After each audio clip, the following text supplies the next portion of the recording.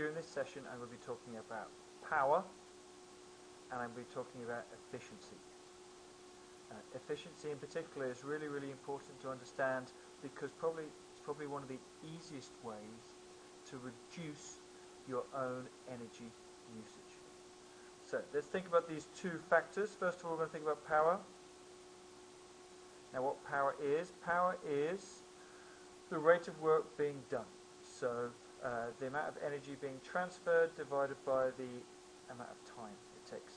The unit of power is joules per second, and this is often described as a watt. Okay. So let's think about a question. A man of 800 newtons takes 1 minute to climb a staircase 21 meters high, travelling a total distance of 36 meters in the process. Calculate his average speed, his average upward velocity, the total work done against his weight, and his average power. There's a little bit of thinking about some other things you've done before in the course. Try and make those answers and see how we've done. Speed is going to be distance divided by time, so that's 36 meters divided by 60 seconds, which gives me 0.6 meters per second. The average upward velocity is 21 meters divided by 60, gives me 0.35 meters per second upwards. The force times distance. Now this is the important thing here, is that it's the distance of which is the force applied against the weight. So it's only about going upwards here. So here this is force times distance is 800 times 21 meters, which gives me 16,800 joules. And work, or the power done, is work divided by time. So the work done is the amount of energy transferred, which we know is 16,800 joules, divided by 60, because it only takes him 1 minute to do this journey, gives me a power of 280 watts. Now power can also be related to velocity. How we do this is, if we think of power as a function of velocity, power is energy transferred divided by time. Energy transferred can be worked out as force times distance divided by time, and obviously distance divided by time gives us velocity. So if we know the power of an object, how we know its velocity, we can work out the force being applied to it. Here's a question. The engine of a car generates a power of 35 kilowatts at a maximum speed of 144 kilometers per hour. Calculate the force acting against the motion of the car at this maximum speed. So what we have to do here is recognize that power equals force times velocity, rearrange for force, transform 144 kilometers per hour into 40 meters per second, and come out with an answer of 875 newtons, which is the force which is going to have to be applied in this situation. So that's power for you.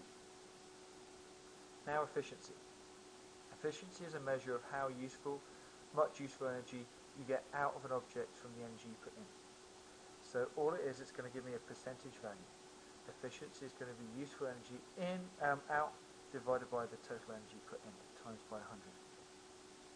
And I want the value to be as close to 100 as possible. But in the perfect world, unfortunately, there doesn't really exist. There's my example here.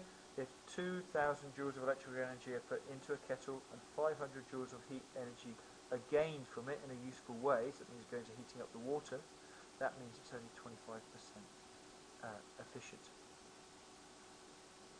This is often shown as energy transfer diagrams. Now, I'm going to show you one for a light bulb, and let's say the light bulb runs on 100 watts and transfers only 20 joules per second into light, and the rest is wasted as heat. My input energy is 100 joules per second. My output energy is 20 joules per second as light, and then 80 joules per second is given as heat.